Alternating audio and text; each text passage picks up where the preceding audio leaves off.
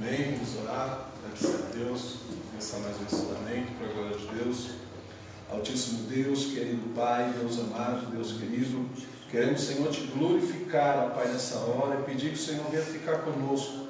Abre, Senhor, a nossa mente, o nosso entendimento, porque queremos, ó Pai, nessa noite, meu Deus, aprender, ó Pai, a te agradar. Senhor, nessa noite, Senhor, meu Deus, conhecer e saber como podemos ser, ó Deus, verdadeiros adoradores, ó Pai, na sua presença. Senhor, visita cada lar, visita, Senhor Deus, cada um dos teus filhos que se dispõe nessa hora a ouvir a tua palavra, a aprender, ó Deus, da tua palavra. Manifesta, Senhor, a presença do teu Espírito Santo sobre cada lar, sobre cada vida, em nome de Jesus, ó Pai, nós te pedimos e te agradecemos para a glória do teu nome, Deus. Amém? Amém.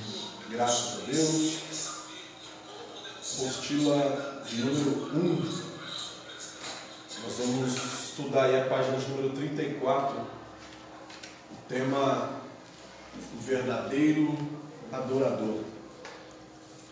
Para isso, a Bíblia nos apresenta alguns títulos, né? A Bíblia nos dá alguns versículos e ao decorrer do ensinamento nós vamos seguir aí esse passo a passo. Mas, a priori, nós vamos ler Romanos capítulo 12, verso 1 e o 2, que é o que vai nos trazer uma melhor clareza, né, de quando Paulo ele pede, né, ou melhor, ele instrui aos romanos ao que é ser o verdadeiro adorador.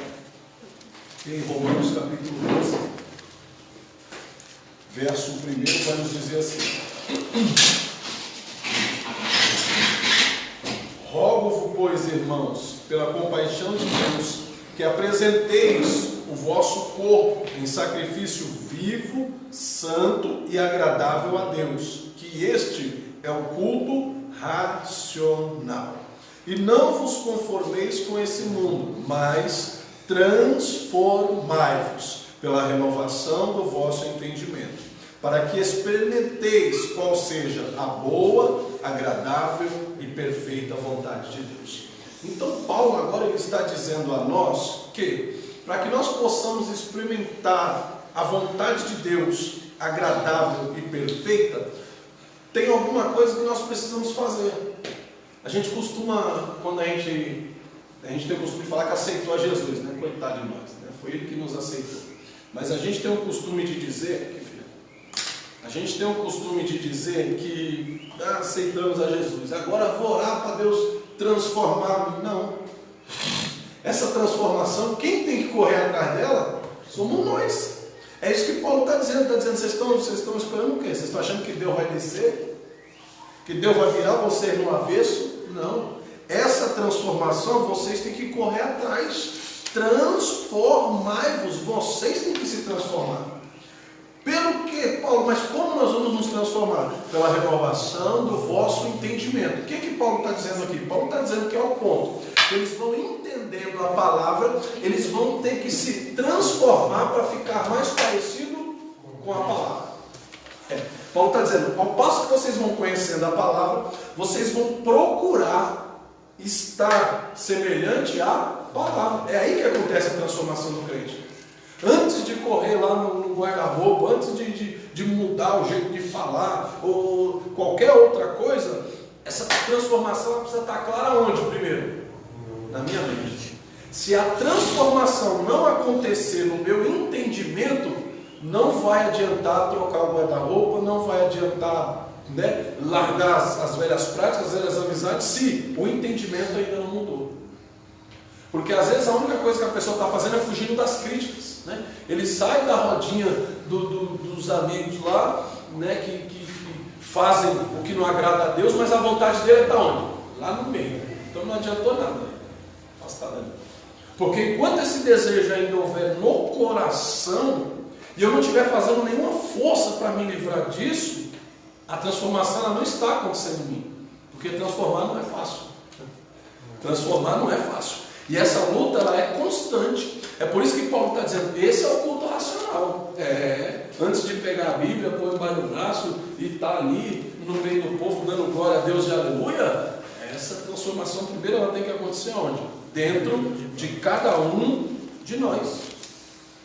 Porque aí verdadeiramente nós seremos apresentados diante de Deus como um sacrifício vivo. Deus não se agrada de sacrifício morto. Sacrifício vivo. O sacrifício, ele só acontece, a morte pelo sacrifício, ela só acontece quando é pagamento de culpa. Né? Você traz lá o sacrifício para representar um pecado e aquele animal ele é morto. Mas a Bíblia diz que Deus não espera isso de nós. O que Deus espera de nós como um sacrifício vivo, porque é esse que agrada a Deus. Porque enquanto eu estou vivo, eu ainda tenho vontades, eu tenho desejos. E é lutar contra tudo isso que vai agradar o coração de Deus, dizendo, olha, está fazendo de tudo para permanecer fiel na minha presença. Está fugindo do pecado, está fugindo das velhas práticas, está correndo da tentação. Esse é o meu filho amado em que eu tenho prazer.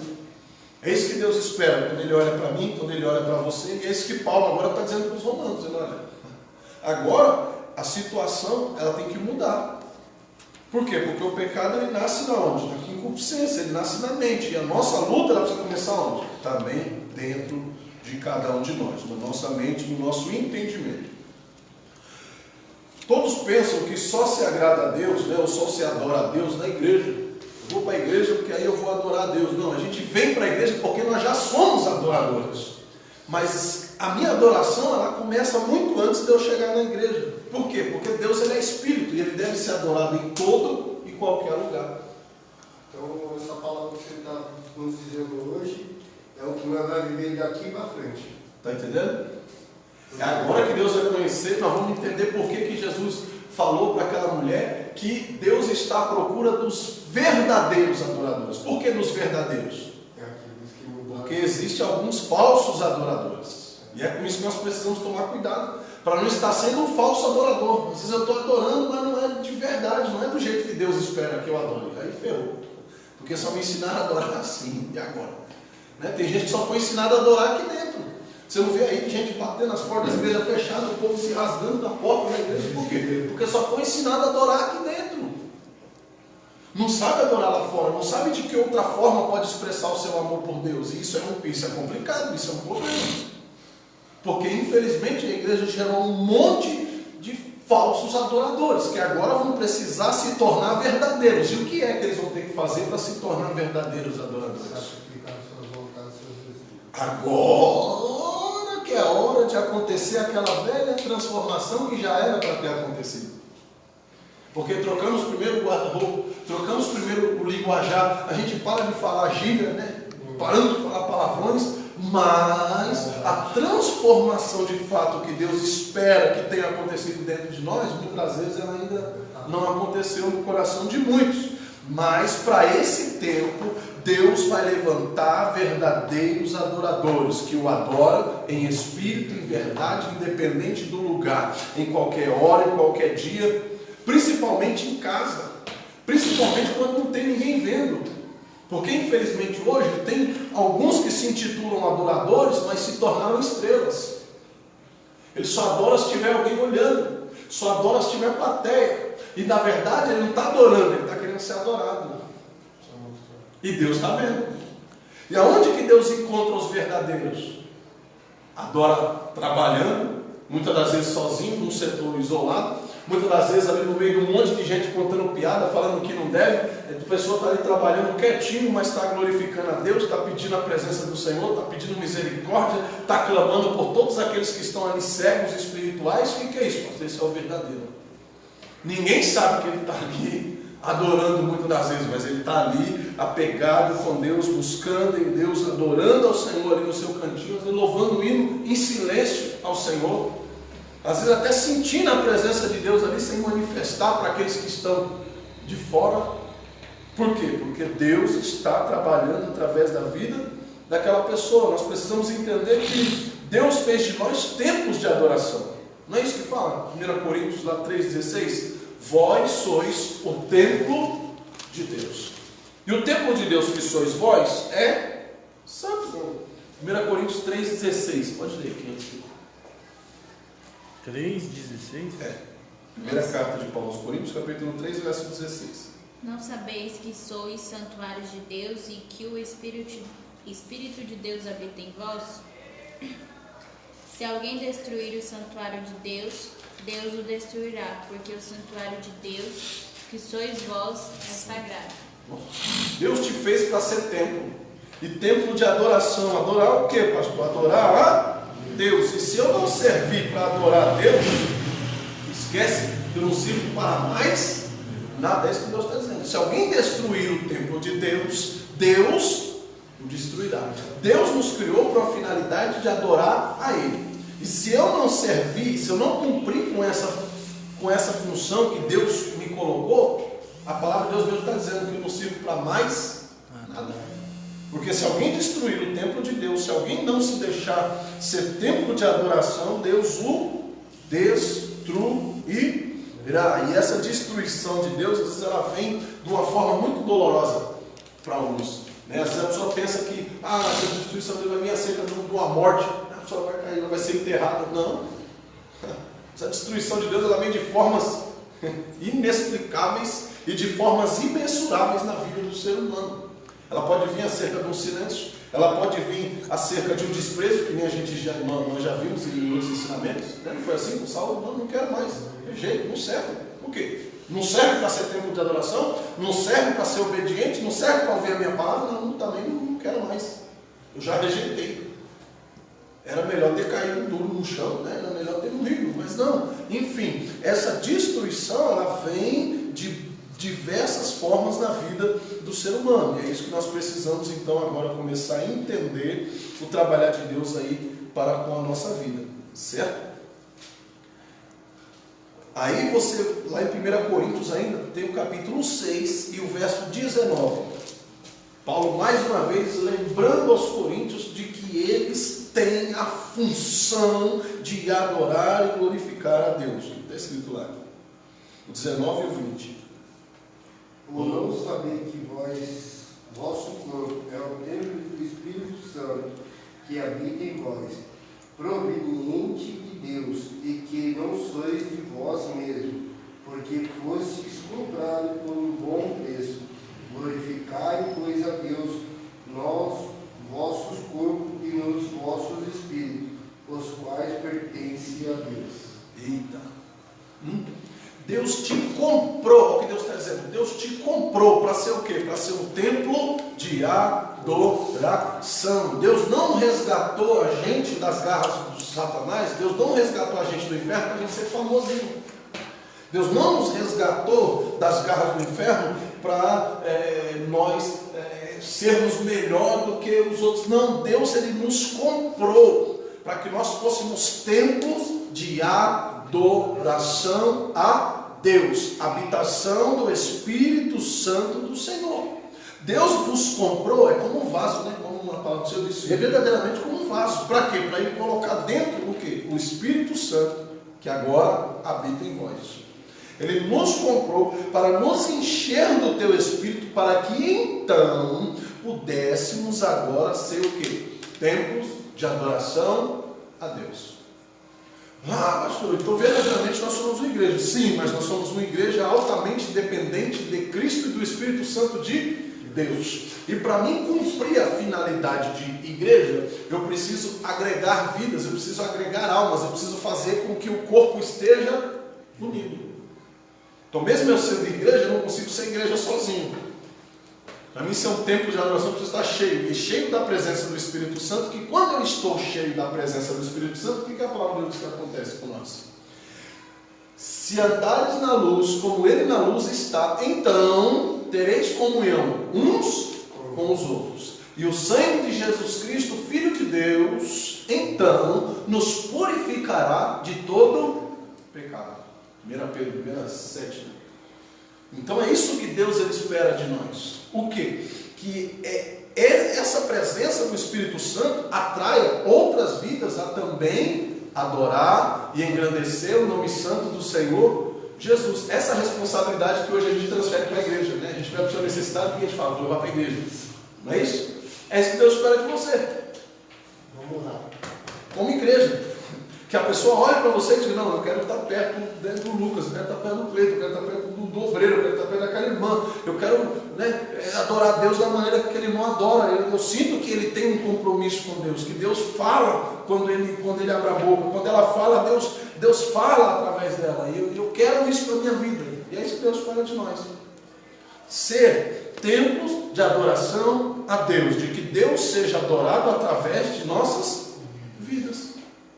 É isso, que quando alguém olha a transformação que tem acontecido em nossas vidas, também glorifique a Deus numa esperança de também serem cheios, transformados e mudados também pela palavra do Senhor. Por quê? Olha o verso 16, capítulo 6 que nós lemos. Mas o que se ajunta com o Senhor é o mesmo Espírito para cuidar. Olha por que Deus exige santidade de nós. Por que Deus exige santidade de nós? Porque verdadeiramente aquele que consegue agradar a Deus num patamar, como alguns conseguiram e conseguem, o que a própria palavra de Deus está dizendo aí? A Trindade, ela abre um espacinho para você se achegar em Deus. O que se ajunta com o Senhor é o mesmo Espírito para com Ele, é quase que a quarta pessoa da Trindade. Deus fala, se achega para cá, tem um lugarzinho para você aqui, ó. Por quê? Porque o que se ajunta com o Senhor é o mesmo Espírito para com Ele. Deus se agrada tanto dessa pessoa, que agora Deus quer essa pessoa mais perto ainda dele. Deus quer quando essa pessoa consegue adorar a Deus com todas as suas dificuldades, com todos os seus problemas, com todas as adversidades da sua vida. Deus agora traz essa pessoa ainda mais para perto dele. Glória a Deus. Aleluia. E isso explica por que Deus vai buscar Abraão no meio da sua parentela. Isso explica por que Deus vai atrás de Davi lá atrás das malhadas. Mas que já tinha um coração de adorar e agradar a Deus, independente às vezes da circunstância em que viviam ou vinham vivendo. E é isso que Deus espera de nós. Só que às vezes a murmuração chega antes. Às vezes a reclamação chega antes. Às vezes a tristeza chega antes. A angústia chega antes. E o que Deus espera de nós? Que nós venhamos buscar aquela transformação que Paulo fala aos romanos. Que aquela transformação chegue na nossa vida antes que a tristeza nos domine, antes que a angústia tome conta dos nossos corações, antes que a murmuração tome conta dos nossos lábios. É isso que Deus espera de nós. Vamos prestar atenção no ensinamento que Jesus fala para a mulher lá na beira do poço, em João 4. Lembra quando Jesus ele chega na mulher na beira do poço e ele pede água para ela e ela diz, não vou te dar água. Ele diz, então tá bom, eu não queria essa água ainda. Agora, se você tomasse da água que eu tenho para te dar, você nunca mais você ia ter sede. Vai falar, mas por que você tem que pegar água? Para mim, para pegar água aqui, você não tem que tirar água. Você vem falar que você tem uma água, que água que é essa? Jesus ele tem umas maneiras de atrair a gente que a gente percebe. Que curiosidade dessa mulher, que ela estava com água, ela tinha água, ela já tinha. Mas Jesus despertou nela uma curiosidade de querer saber a profundidade das palavras que Jesus estava falando. E às vezes a gente quer provocar isso nas pessoas como? Insultando, discutindo acerca da palavra. Porque você não sabe, porque você não conhece. Jesus falou, não, peraí. Eu preciso de você, eu preciso dessa água. Mas a água que eu tenho para te dar é uma água melhor ainda do que essa que você já tem. Aí a mulher agora, ela quis saber o que Jesus tinha para falar.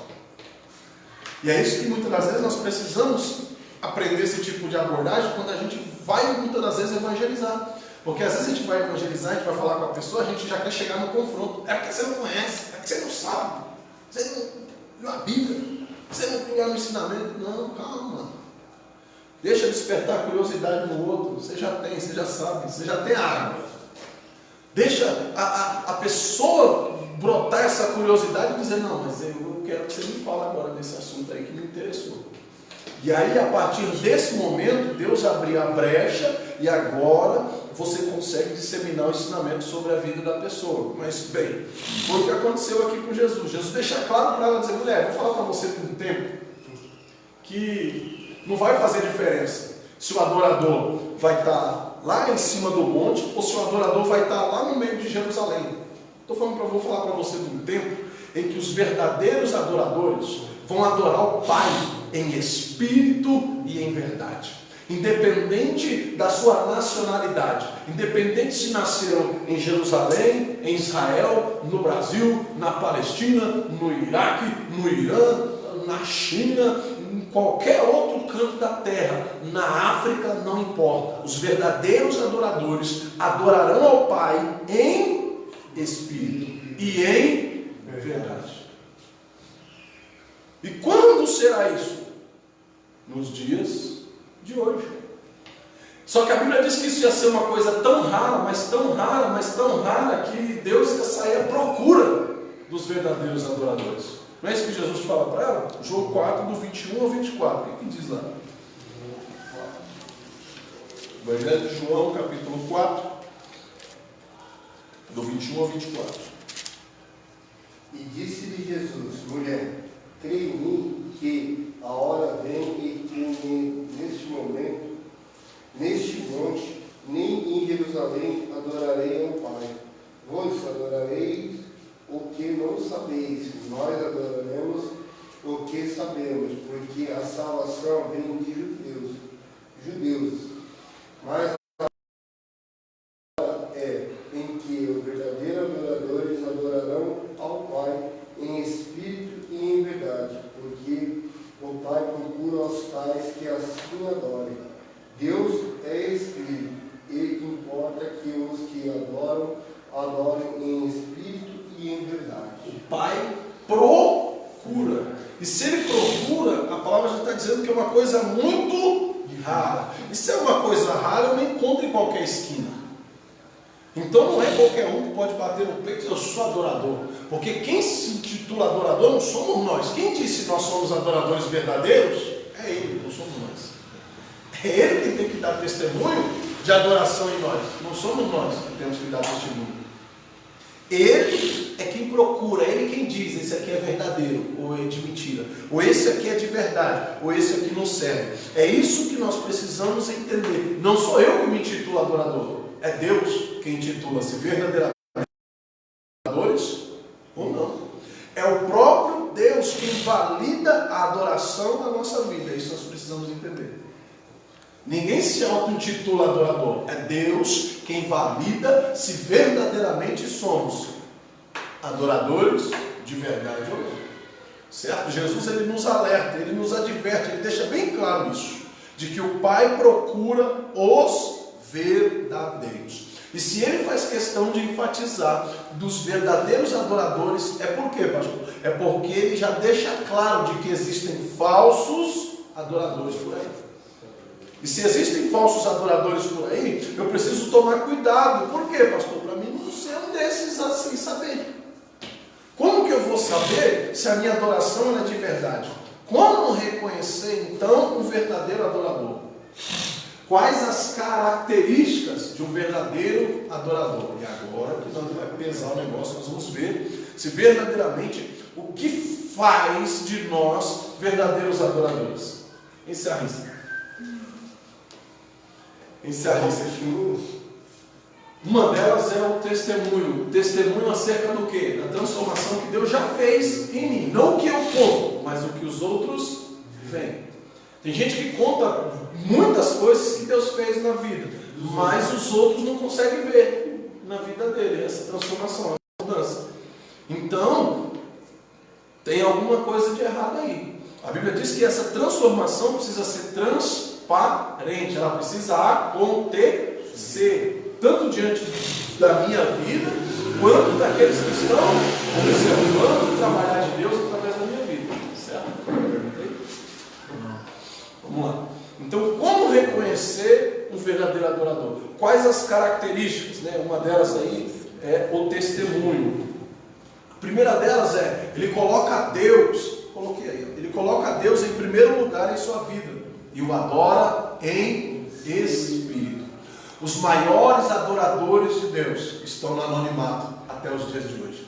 Os maiores adoradores de Deus não são famosos. Os maiores adoradores de Deus não estão na mídia. Os maiores adoradores de Deus, muitos, nem descobriram ainda que eles são adoradores, mas Deus todas as manhãs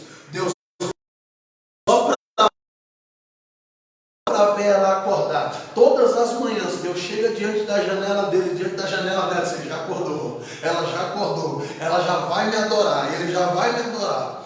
É isso que Deus espera de nós. Essa adoração em espírito, essa gratidão pela presença de Deus, de olhar de dentro para dentro de nós. Eu não merecia essa graça que eu acordei sentindo. Eu não merecia essa presença de Deus, essa visitação do Senhor, mas Ele veio me ver. Pensou? Igual era com Adão, essa amizade que Deus espera de nós. A Bíblia diz que toda tarde Deus ia lá visitar Adão no paraíso. Toda a tarde. E nem no dia que eles pecaram, Deus deixou de visitar eles. Você acha que Deus já não sabia? Então, que coisa maravilhosa, irmão. Que coisa gloriosa é a gente verdadeiramente saber que somos verdadeiros adoradores, ainda que alguém não creia, ainda que alguém não veja, ainda que alguém não entenda, mas você sente a visitação de Deus na sua vida. Outra característica do verdadeiro adorador, ele faz morrer o desejo da sua natureza humana. Ele não faz tanta questão daquilo que ele quer, mas ele faz questão de agradar a Deus em todos os seus passos. Ele faz questão de que se está sendo ao Espírito Santo, não pensando a sua vida sem antes consultar motivos em que Deus olha para Davi e diz: esse agora é segundo o meu coração. Porque até para ir para a guerra, ele ia lá buscar, fazer uma consultoria com Deus e saber se era para ir mesmo ou se não era.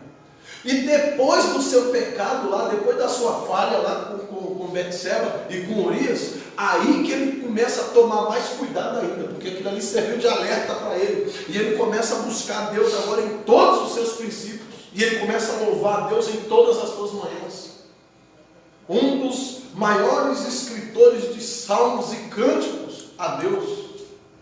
Por quê? Qual que era a preocupação dele? Agradar a Deus. Não gravou nenhum CD, não ficou famoso, não estava na mídia, mas está aqui, ó, declarado na palavra de Deus, cânticos e hinos ao nosso Deus. E ele declara que o maior desejo dele era ter um palácio maior do que o que ele já tinha? Não. O meu maior desejo é estar todos os dias na casa do Senhor.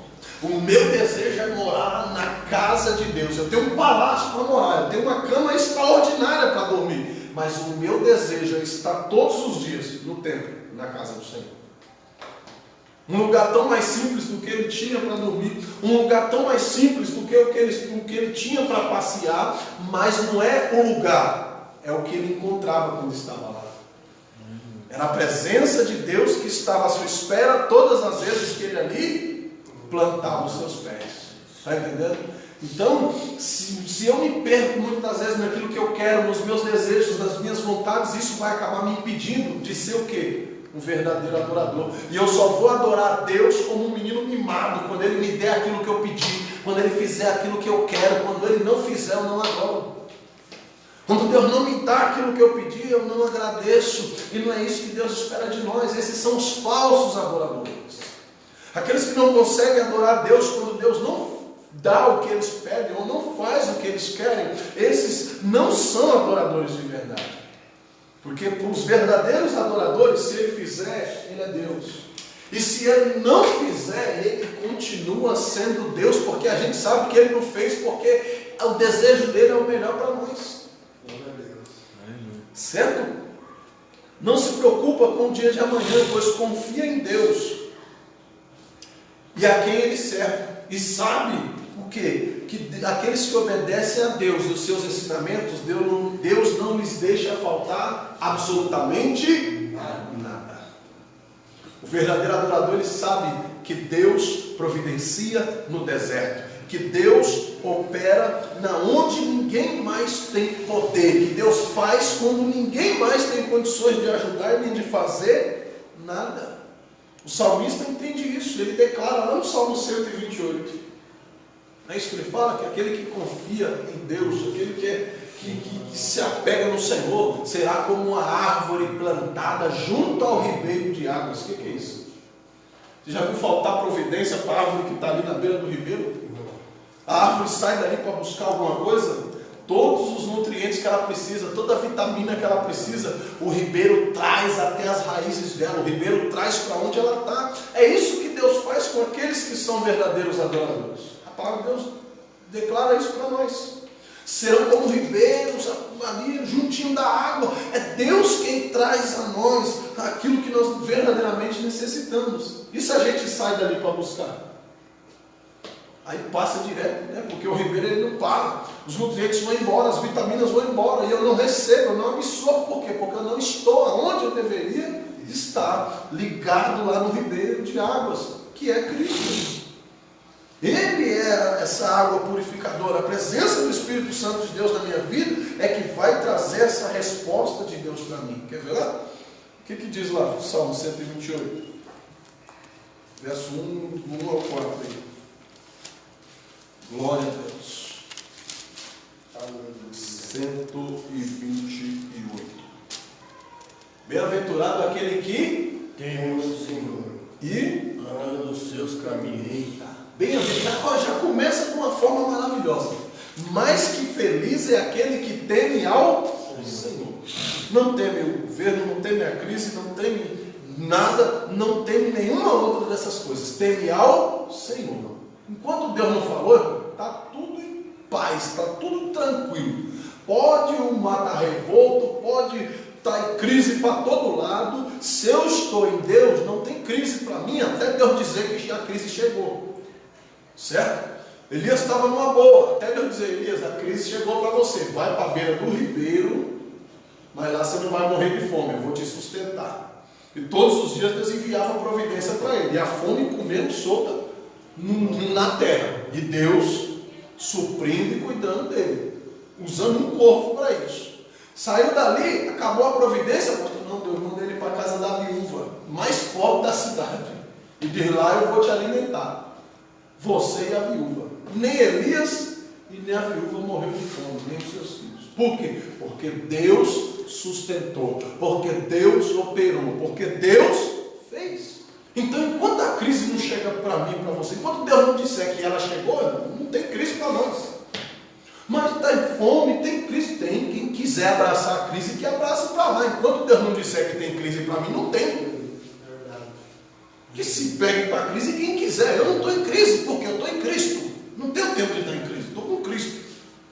E eu só vou estar na crise se eu estiver fora de Cristo, porque enquanto eu estiver em Cristo, tem providência para a minha casa, para a sua casa. Enquanto você estiver em Cristo, tem alegria para a sua casa. É isso que a Bíblia está dizendo: bem-aventurado, mas que feliz é aquele que teme ao Senhor.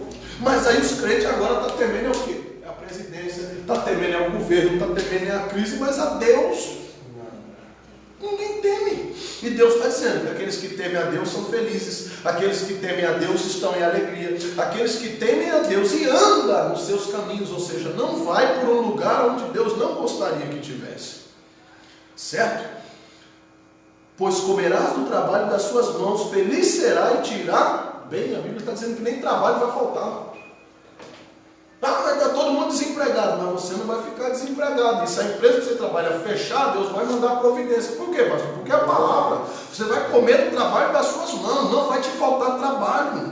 Feliz será e te irá bem. E a tua mulher será como uma videira frutífera ao lado da tua casa. Aquilo que faltar na providência na tua vida, Deus vai providenciar pela vida da sua esposa. Aleluia. Deus vai providenciar pela vida da sua disjuntora.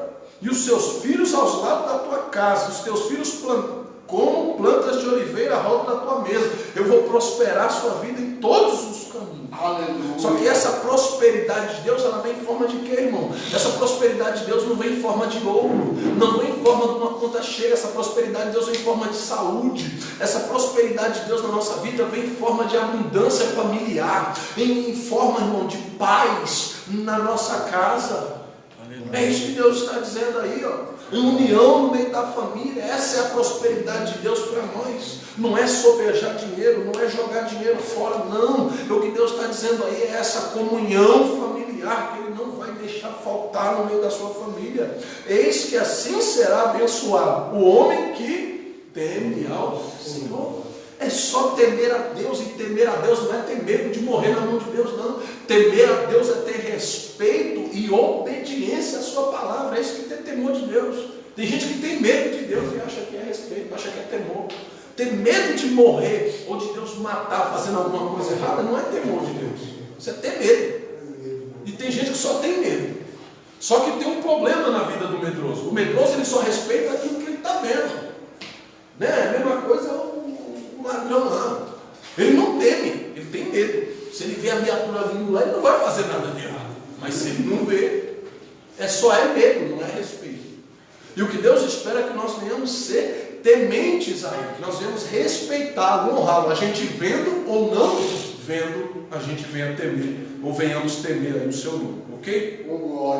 O Senhor te abençoará desde Sião, e verás o bem de Jerusalém todos os dias da sua vida, e verás os filhos dos teus filhos, e a paz sobre Israel. Que Israel é esse? Israel, a sua casa, a sua família, será chamado de Israel de Deus. Não foi isso que Deus fez com Jacó? A prosperidade, a bênção na vida dele vem em forma de transformação. Você não vai chamar mais Jacó, não vai se chamar mais sofrimento, não vai se chamar mais dor, mas você vai se chamar Israel, você vai se chamar eleito de Deus, você vai se chamar escolhido do Senhor, você vai ser chamado de verdadeiro adorador. É isso que Deus está dizendo. Então, é isso que Deus espera de nós. Porque quem adora a Deus em verdade, ama os seus irmãos e tem prazer em ajudar ao próximo. Porque essa é a manifestação do amor de Deus. O que foi que Deus ordenou a nós? Amar a Deus sobre todas as coisas e amar ao próximo como a ti mesmo. O que é que Deus pediu a mais que você? Por que tem sido tão difícil agradar a Deus? Deus só pede para nós duas coisas. E todos os dias que a gente vem na presença de Deus, a gente vem para pedir alguma coisa e quer levar alguma coisa embora. E a gente se entristece quando Ele pede as mesmas coisas. Deus não pede nada novo para nós. Deus pede para a gente sempre as mesmas coisas. Amar a Deus sobre todas as coisas e o próximo como a ti mesmo. É só isso que Deus quer de você. É só isso que Deus espera de você. É só isso que Deus espera de mim. E todas as vezes que nós viemos diante de Deus, a gente quer levar algo novo. Pastor, isso é pecado? Não, mas eu não posso. Se Ele tem me peço tão pouco, que Ele tem me pedido está dentro das minhas condições de fazer, sim ou não? Está dentro das suas condições de fazer? Amar a Deus sobre todas as coisas? Sim. Está dentro das suas condições amar o próximo como a ti mesmo? Também está. É difícil. Tem próximo que dá trabalho. Mas se Deus ordenou a nós, é porque tem condições, irmão. Tem. Um jeitinho, tem condições. É isso que Deus espera de nós. Certo? Quem adora a Deus, coloca em prática os ensinamentos de Jesus. Quais são os ensinamentos de Jesus? Não julga, não diz coisas que ofendem os outros, não é invejoso, não é cobiçoso, não é orgulhoso, não é egoísta, não xinga, não fala mal dos outros, não vive mentindo. Ixi, está só diminuindo, né? Os verdadeiros, os adoradores. Ninguém com essas características pode ser intitulado adorador. Agora já está diminuindo a escala. Se a gente começa a pesar na balança, a gente vê que vai realmente diminuindo e a gente começa a entender por que Deus tem que procurar. Porque olha aí as desqualificações de alguém que não é um adorador verdadeiro. A falsidade, não envergonha o nome de Deus, pois sabe que todas essas coisas desagradam o Espírito Santo de Deus. E aí nós nos perguntamos, né? Estamos mesmo sendo verdadeiros adoradores? Ou será que hoje, Deus olhando e sondando os nossos corações, Deus vai encontrar alguma dessas coisas que vai nos desqualificar como verdadeiro? Então, por isso que a cada dia nós temos que lutar. Contra o que, pastor? Contra todas essas coisas, para não envergonhar o nome de Deus, para que assim possamos ser chamados de verdadeiros adoradores. E talvez se hoje ainda tem alguma dessas coisas lutando contra nós, a gente venha combater contra elas. Por quê? Porque a Bíblia diz que é esse confronto com a palavra que vai trazer aquela transformação que Paulo diz aos Romanos 12. É esse confronto que vai me fazer me chegar mais próximo da palavra e me tornar um verdadeiro adorador. É esse confronto com a palavra que vai me abrir a visão e o entendimento para me desapegar dessas coisas, para ser reconhecido como verdadeiro adorador de Deus. Mas infelizmente hoje o que a maioria das pessoas fazem? Foge do confronto com a palavra. A palavra começa a confrontar, eu não quero mais ouvir esse pastor, eu não quero mais ir naquela igreja, eu não quero mais estar com esses irmãos. Esses irmãos é pesado, né, irmão? Mas é esse confronto que vai me fazer ser verdadeiro na presença de Deus. O que me adianta ter uma vida na presença de Deus, ter uma vida na casa de Deus, certo? Andar anos da minha vida em direção à casa de Deus e não ser um templo de adoração a Deus. Pensou? Vergonhoso, né? Vergonhoso. Chegar diante de Deus e dizer, não serve, nunca foi adorador, não serve. Não serve para ser templo da minha habitação, não serve para guardar a minha glória, não serve para guardar a minha presença. Mas que verdadeiramente nós que aqui estamos, o Senhor olhando para cada um dos irmãos que estão aí agora nos seus lares, aí contemplando a palavra do Senhor, meditando, aprendendo, ensinando, que Deus venha encontrar verdade nos nossos corações. Porque é dessa forma, porque Paulo diz que mesmo se eu entregar o meu corpo para ser queimado, para que os outros vejam, e isso não for por amor, para salvar uma vida, uma alma, de nada adianta. A pessoa, mas vai morrer não, porque eu vou salvar, vamos lá, e aí morre queimado para salvar outra vida, mas se não for por amor àquela alma, se for para os outros me achar um herói, já era, estou ferrado. Quem só me queimei à toa, porque não foi por amor àquela alma que estava morrendo, mas foi buscando uma glória que não é minha. Era só para ser o herói, era só para ser reconhecido como a bola da vez. E é isso que Deus não quer de nós. O que Deus espera é que os nossos atos sejam em verdade para adorar e glorificar o nome santo do Senhor Jesus. E se for para fazer um sacrifício, que seja um sacrifício válido na presença de Deus. E por que eu falo isso, irmão? Por que você fala isso, pastor? Porque estar na igreja, até coloquei aí na apostila tópico 2, estar na igreja não significa ser um adorador. Aí ferrou. Porque aí a escala dos adoradores ela só vai diminuindo. Você percebeu? Por que Deus tem que procurar? E tem que procurar bem. Porque nem dentro da igreja. E eu não estou falando de placa, não estou falando de denominação, não estou apontando igreja A, igreja B. Eu estou falando de igreja, no conceito geral. Por que eu digo isso, pastor? Porque infelizmente as pessoas vão à igreja louvar a Deus, dão ofertas, dízimo e dizem, irmão, o culto foi uma bênção e tal, né? Olha, Deus operou um milagre, o fogo desceu, a presença do Espírito, oh maravilha, eita glória, né? Mas durante a semana, na rotina dessa pessoa, ela não consegue sentir a presença de Deus daquela mesma maneira. Então ela só foi movida pela presença de Deus que estava na casa, não na vida dela. Entendeu o perigo? Seja quem já passou a noite aqui na beira da fogueira, você sente, você está na beira da fogueira, você sente aquele calor, mas você sai dali, dá uns 2 passos para o lado, você começa a sentir frio. É o que acontece com essas pessoas. Está na igreja até sente, por quê? Porque a presença de Deus está aqui, vai queimar mesmo, vai pular, vai sapecar na glória. Agora tu vai saber se é verdadeiro adorador é quando você estiver sozinho, longe da fogueira e continuar pegando fogo. Verdadeiramente é um verdadeiro adorador.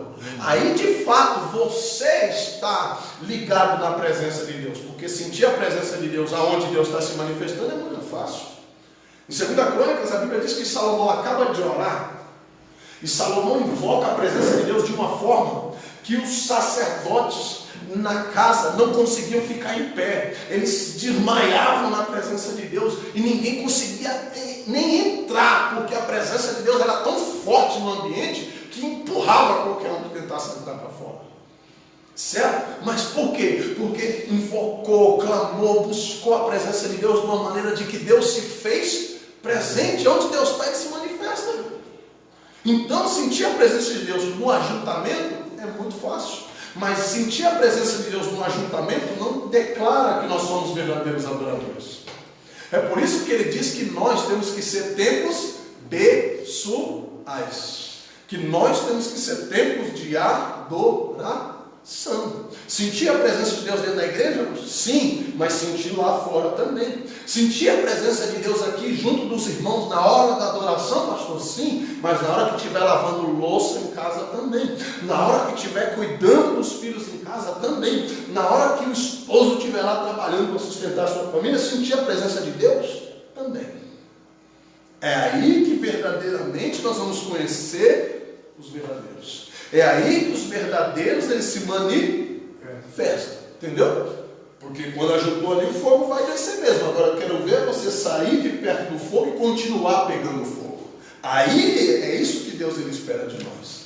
Por quê? Porque muitas dessas pessoas sentem a presença de Deus no ajuntamento, sentem a presença de Deus na casa, mas durante a semana voltam à sua rotina totalmente errada na presença de Deus. Totalmente sem consagrar, sem falar com Deus, totalmente desobedecendo ao Senhor.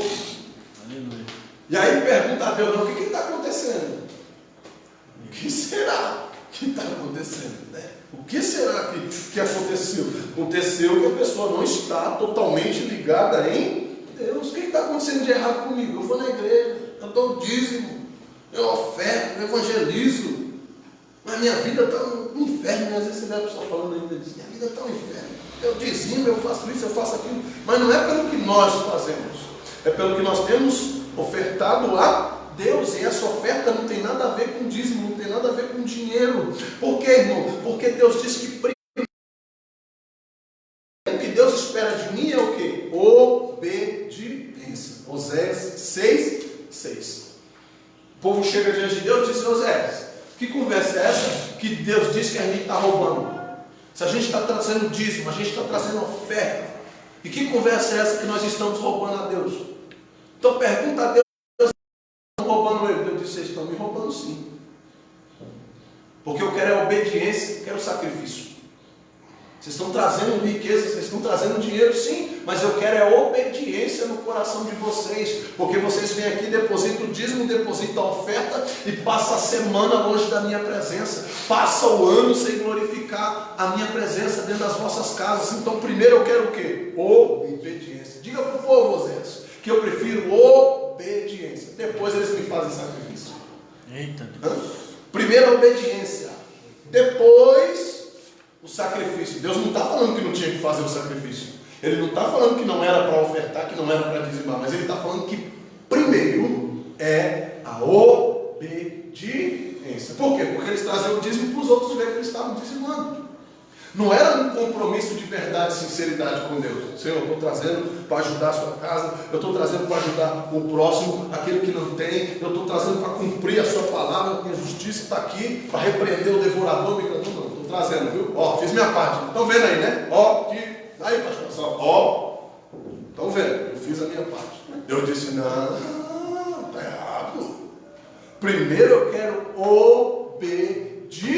Eu estou tentando falar com vocês assim. Eu estou tentando chamar a vossa atenção durante esse ano e vocês não param para me ouvir. Mas agora vocês vão me escutar, diz o Senhor. A gente desperta eles ali, chamando a repreensão. Por quê? Estar na igreja não significa ser um verdadeiro adorador. E nem que está em obediência diante de Deus. Apenas que você é uma pessoa presente. Mas isso não vai me titular, não vai me fazer de fato ser um verdadeiro adorador de Deus. Ok? Deu para entender aí? Amém. A diferença de ser adorador e ser um verdadeiro? Porque o que Deus vai validar na minha vida é aquilo que eu tenho feito para agradar a Deus. Ele. E quando que eu erro nisso? Quando eu acho que Deus não exalta um adorador de verdade. Eu acho que Deus não... É aí que eu me engano. É aí que eu me engano. Cuidado, porque às vezes se Deus não fala nada, pode ser que nem perto de mim ele esteja.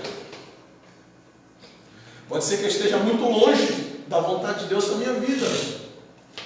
E aí, porque Deus não está repreendendo, porque Deus não está falando, a pessoa acha que está fazendo tudo certo.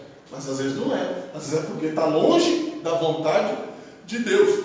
Ou não parou para ouvir a repreensão do Senhor sobre a sua vida. Certo? Eu não vou passar esse assunto correndo. Vou me encerrar por aqui.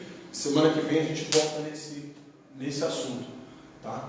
Então, eu só queria até esse ponto, até esse momento, da gente entender. Não tem nenhuma pergunta aí, nenhuma enquete. Brenda? André? Cleito? Lucas? Então, assim, vamos meditar nisso, né? Não é por muito falar. Eu creio que Deus tem muito ainda para falar com a gente nesse assunto e eu não quero perder as revelações que Deus ele tem para nós. Então, não vou passar nesse assunto correndo, vamos com calma aqui, semana que vem voltar nesse assunto, porque eu creio que Deus tem despertar ainda maior para fazer sobre a nossa vida e que nós sejamos verdadeiros na sua presença. Fala, cara.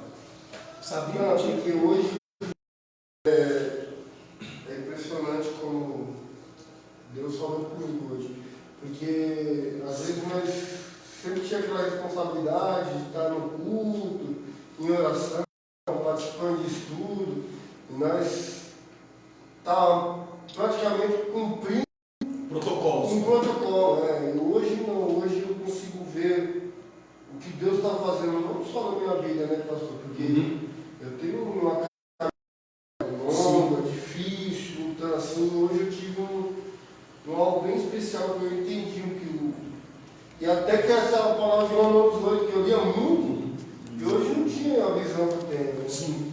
Que não é só sacrificar o meu tempo, o meu estado na igreja, mas se entender o que é. Entendeu o que você veio fazer aqui? O que eu estou fazendo, né? Porque meu sacrifício no dia a dia é difícil. Sim. Nós sacrificar a vontade, os desejos, que nem o senhor sabe o que eu já vi falar para o senhor. E hoje eu entendo o que tudo, não basta só estar dentro da igreja, não basta só o eu aqui dentro, cumprir um praxe, Um protocolo. A gente precisa entender que tem uma diferença entre vir para a igreja e estar na igreja. Tem gente que até sai da sua casa e vem para a igreja, mas não consegue estar aqui com os irmãos. E o na semana. A pessoa vem, mas a preocupação, né, tá lá, a mente está longe daqui. Essa pessoa não consegue nem perceber que Deus está operando na casa, Às que Deus vezes está agindo. uma simples palavra ele não consegue captar o que rolou o culto inteiro. Sim. Às vezes uma simples palavra eu entendi. E o outro ponto que às vezes é enganado pelo momento. Por quê? Está todo mundo sentindo a presença e eu senti. Não é porque eu estou bala. Mas não é. Eu estou no meio do fogo. Aí chega em casa, Eu tenho que vem a preocupação de novo. Eu tenho que voltar para casa pegando fogo. É isso que vai fazer diferença. É aí que eu vou entender que de fato eu estou cheio. Não eu pegar fogo aqui, eu voltar para casa pegando fogo. Se eu voltar para casa pegando fogo, é sinal de que verdadeiramente eu fui impactado por É Deus. isso que eu me sinto hoje, né? Eu me sinto que não só por estar fora da igreja, não aqui. Sim. Fora eu falo Sim. aqui dentro. Entendo. Mas lá fora eu vejo que Deus está fazendo a minha vida do mesmo jeito, porque eu estou trabalhando, eu estou me sacrificando, Sim. eu escuto Deus falar comigo, quando eu estou errado, às vezes, porque às vezes tem uma roda, Sim. você acabou de falar, Sim. tudo que eu passo na semana no meu trabalho, às vezes está numa roda de amigos, e os caras estão falando um monte de merda ali, Sim. aqui já não é meu lugar, eu não me sinto bem ali Sim. de estar. Então, hoje eu vejo que eu sou diferente de algum tempo atrás. Um tempo atrás. E ao pagar preço ou sacrifício de tolo, eu já não faço mais. Não precisa estar ali, não precisa estar dando palavra. Não, às vezes eu estou me sacrificando. Eu quero, eu tenho, né? É diferente, né? Do eu ter que estar, né? A diferença, eu tenho que estar, não, nós não temos que estar em lugar nenhum. Eu quero estar, faz toda a diferença. Eu não tenho que estar porque o pastor vai reclamar porque não vai brigar. Eu tenho que ir. Não tem que ir. Se você tiver esse pensamento, eu tenho que ir para a igreja, não venha. Não venha, não venha, não venha. Eu tenho que ir, não venha. Agora se você levantar e dizer, eu quero ir, eu vou, eu irei, eu quero me encontrar com o Senhor, venha, porque aí você vai ser impactado por Deus, Deus vai se manifestar na sua vida, você vai ser reconhecido como um verdadeiro adorador. Agora se eu começo caminhando na presença de Deus com aquele sentimento de perda, Obrigação. eu tenho que ir, eu sou obrigado, não. Eu não vou receber nada, a não ser correção, a não ser Deus puxar minha orelha, a não ser Deus dizer que não está se agradando na minha vida, mas se com todo o meu cansaço, toda a minha fadiga, as minhas preocupações, dizer, eu vou adorar Deus hoje, eu irei glorificar o nome santo do Senhor. É isso que Davi fala no Salmo. Ainda que eu andasse pelo vale da sombra da morte, não temerei mal algum. Por quê? Porque o Senhor está comigo. Uma coisa que eu observei também esse tempo, ele serviu para mostrar pra gente se a gente estava fazendo algo mecânico ou algo verdadeiro. Porque assim, a partir do momento que foi tirar da igreja templo, casa, sim, a gente ficou sem. Então a gente teria que ser a igreja, sim, sozinho, sim, em casa, em espiritual, corpo. Sim. E aí serviu para mostrar pra gente se a gente estava realmente na igreja só fazendo tipo, eu tenho que fazer porque no automático o pastor, os irmãos estão vendo. E isso pegou tipo você uma porrada de vez. Aí você falou assim, eu vou ficar assim ou eu vou dar um jeito nisso e tomar uma posição e começar a ser de verdade. Acho que isso. Por que Deus está permitindo? Por que Deus permitiu isso? Justamente para trazer um despertamento. Por quê? Porque essas paredes não vão subir, quem vai subir somos nós. Glória a Deus, aleluia por isso.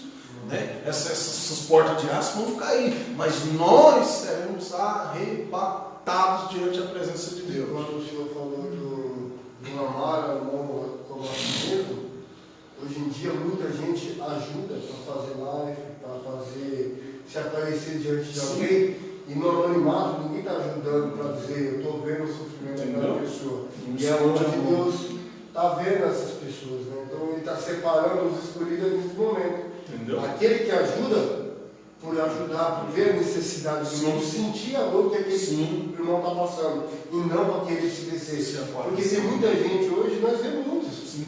Vê lá, o cara está ajudando aqui já. A primeira coisa que ele faz é ele dar uma câmera para todo mundo ver que ele está ajudando. Opa, não é assim. Se eu posso ajudar, eu vou lá, ajudo. Daqui a pouco. Vamos pro monte, vou orar por vocês. Fala aí, dá um joia. Estou indo falar com Deus. Não, eu estou indo falar com Deus, não fui. Tchau. Não tem nem que saber o que eu vou conversar com ele. Entendeu? Porque eu me encontro com quem? Com Deus. Então vocês me desculpem, vocês vão ficar aí, que o meu compromisso é com ele. Não era isso que Moisés fazia? Foi isso que Jesus fez? 40 dias lá. O que Jesus fez nos 40 dias? Começou com Deus, e quando acabou, e o que ele falou lá ficou entre ele e Deus. E Deus e Moisés ficou entre eles dois. E nós precisamos ter os nossos particulares também com Deus. Mas o problema é que às vezes a gente volta e conta tudo. Você não tem que contar tudo dos seus particulares com Deus. Você tem que ter esses momentos de intimidade com Deus. Você tem que ter essa amizade, essa reciprocidade de se achegar a Deus. E dele também querer se achegar a você. Porque existe uma diferença. De eu me achegar a Deus e de eu se achegar a mim. E nessa quarentena, Ele está nos ensinando, mas não precisa estar dentro da igreja. Precisa estar olhando a Ele, buscar a Ele em sinceridade. Botar o joelho. E eu entendo o porquê que Deus permitiu isso. Porque tinha muita gente dependente do templo, dependente da igreja, né? Idolatrando, adorando. Não, aqui é um lugar que Deus preparou para nós, sim. Para a gente vir, sim. Para nós nos reunirmos, sim, mas eu tenho que entender que mesmo fazendo parte da igreja, eu tenho um compromisso que ele é pessoal com Deus, independente do pastor, dos obreiros, da minha responsabilidade ministerial, eu tenho algo a mais com Deus, que Deus espera de cada um. E vai demorar muito tempo ainda, essa epidemia, porque muitos ainda não despertou. Vai demorar. Infelizmente, né? Mas eu creio que o Senhor está preparando aqueles que são verdadeiros. E se isso tiver que se estender por mais tempo, Deus vai começar a chamar os seus e vai tirar a gente daqui antes da hora. E eu não vou achar ruim, não, eu vou achar bom. Vamos orar, vamos agradecer a Deus. Mais alguma observação? Anotem os pontos, prós. E semana que vem nós estamos aqui de volta aí nesse assunto. Ok? Amém. Oremos. Soberano Deus, eterno Pai, Deus amado, Deus querido, queremos te agradecer, Senhor, nessa noite pela tua presença. Queremos te agradecer, Senhor, pela manifestação da sua glória que estamos sentindo, Senhor, nesse lugar. Queremos, Senhor, que o Senhor desperte em nós os sentidos de verdadeiros adoradores, Pai, na tua presença. E tudo aquilo em nós que não te agrada, tudo aquilo em nós, ó Pai, que não está de acordo com a tua vontade, tu tens a liberdade de mudar, tu tens a liberdade de transformar, Senhor, arrancar de nós. Senhor, nos dê força, nos dê graça, poder, autoridade, para resistir, Senhor Deus, às investidas do maligno contra a nossa vida. vida. E que o Teu Espírito Santo venha se alegrar de nós. A cada amanhecer, a cada dia, nós venhamos alegrar, Senhor Deus, o Teu Espírito. Manifesta, Senhor, a Tua presença na nossa vida, no nosso lar, na nossa casa, na nossa família, no nosso trabalho, Pai, no nosso ciclo de amizade. É o que nós te pedimos, Senhor, e te agradecemos, crendo na vitória, em nome de Jesus, ó Deus. Dá uma semana abençoada para o Teu povo, livra de todo mal, guarda, esconde na sombra das Tuas asas, Senhor. O Teu Filho te pede, te agradece, em nome de Jesus, ó Pai. Abençoamos cada lar, cada família, cada vida, Senhor Deus, nessa noite, em nome do Teu Filho amado Jesus Cristo, Senhor. Amém, amém e amém. Amém? Graças a Deus. Amém. Glória a Jesus. Encerrado em nome de Jesus.